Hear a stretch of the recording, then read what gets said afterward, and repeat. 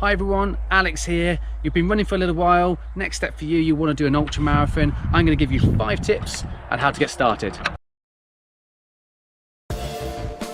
So tip number 1, first thing you've got to think about is, have I got enough time to train for an ultra marathon? I think people really misjudge actually how much training it takes to do an actual ultra marathon. So you may be training for a marathon, you can do that easily on 3 days a week. But when you come to those ultra marathon stages, especially when you're looking at those 50-mile races for your first one, or even those hundreds, really you're going to have to add in a bit more time than that. And I'm really thinking, when it comes close to your peak week, which I'll explain a little bit more in a future video, is looking around about 6 to 8 hours a week of exercise. Does not always have to be running. You probably find it will be, but it doesn't have to be. But it's 6 to 8 hours of exercise per week, and there's something you need to come to terms with. Can you do it? Can you not? So tip number 2 for an ultra marathon is pacing. So you've been running for a little while, you've been doing your marathons, you've been getting a lot quicker at those, now you want to do an ultra marathon, but your pace has to come down. You don't get quicker when you start to do your ultra marathons, so your overall pace comes down a lot slower. So your steady state runs that you should be doing at the moment for your marathons or any of your events that you've been doing, that becomes mostly your main workout for those 5-6 days of exercise that you're doing for your ultra marathon. So yeah, bring your pace a lot lower. It's a lot slower than you think, and even on ultra marathons there's a lot of walking as well, so you're sort of going back to those hikes, walk run scenarios that you did when you first started doing your couch to 5Ks or half marathons, etc. So yeah, bring your pace down a lot slower than you think. So tip number 3, kit. So once you start going towards the ultra marathon world, you start having to buy a little bit more extra kit than you would do for a marathon. So you're looking at things like weighted vests or weighted vests. They will be weighted, but normally like your endurance vests, you'll be wearing waistbands, you'll be wearing more water bottles. There's nutrition to think about. We'll be holding gels or any other products that you like to use to help you get through those ultra marathons. And then you've got to practice with that kit as well. So it's not something that you can sort of purchase a week before an ultra marathon. You'll have to practice with these, especially on your long runs. So yeah, kit.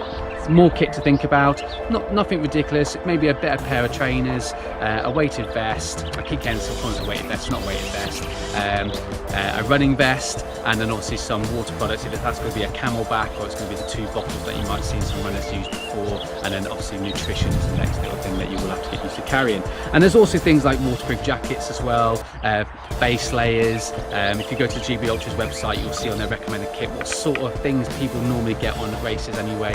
But yeah, a lot more kit to think about than you would do when just doing your marathon. So tip number 4 is nutrition. The biggest mistake everyone else does, not only is it pace, but it's also not eating enough.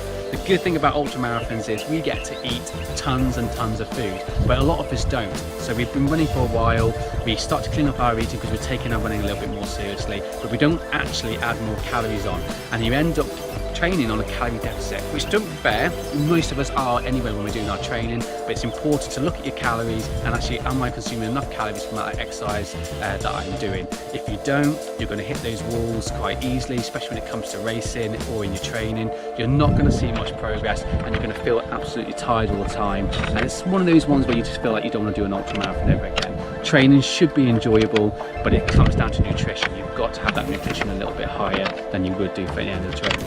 And tip number 5, actually pick a race. So you've got to find a race that you want to do, and don't be too scared about how much elevation there is on the race.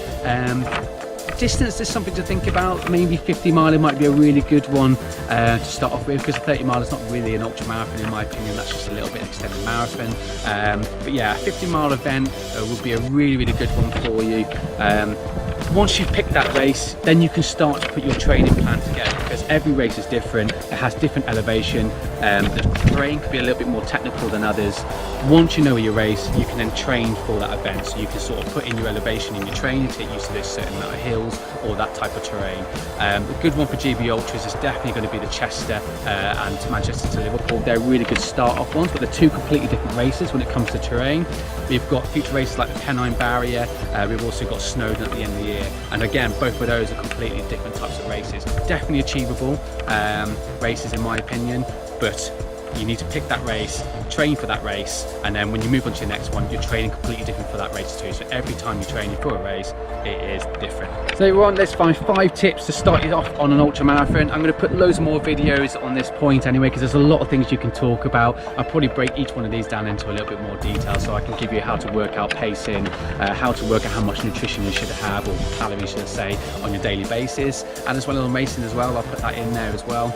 I've given you some examples, some races that GB Ultras do. But if you've got any questions about certain races, what sort of time frame you need to get fit for those, give me a comment below, and I'll get back to you and let you know what I think you will need to get back in, well, to be able to enter these races anyway and be successful. Thanks everyone.